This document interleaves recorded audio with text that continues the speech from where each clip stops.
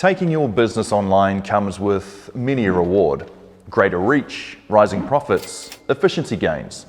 But it also comes with risks, security risks to be exact, that every business owner must be highly conscious of. Today, I'm going to walk you through how to assess your business cyber attack risk level. Step 1 involves documenting your system and data that support your business processes. Order these systems from most to least critical to your business operation. Then jot down whether those systems are internal, hosted by you, or external, accessed through a web browser or managed by a third party. And note whether the information stored within these systems are classed as personal data, like employee and customer data, or financial data, intellectual property. Step 2 involves identifying any threats or vulnerabilities. Ask yourself, how vulnerable is your data? Who may want to get their hands on it? And how vulnerable your systems are to a breach. If the systems are external, meaning accessed via the internet or only require basic authentication to access, they'll be more vulnerable to attack. An IT security professional can help you spot weak points here if you're unsure. Step 3 is to determine the risk each threat presents. There are 3 different types of security risks. Confidentiality risks arise when your system or data is no longer secret.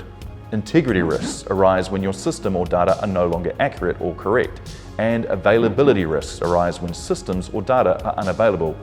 It's important to understand, however, the risks is always going to be a little bit present. So you may have to accept, whereas others you can actively manage and take action to minimize. Step 4 involves defining and documenting the impact of those risks and how that affect your business if they came to be. Would the risk be operational, affecting the day-to-day running of your business? Would the risk be reputational, affecting how people think of you? Or would it be financial and cost you money to put right and recover from? Or perhaps it could be a technical risk, affecting your network or IT infrastructure.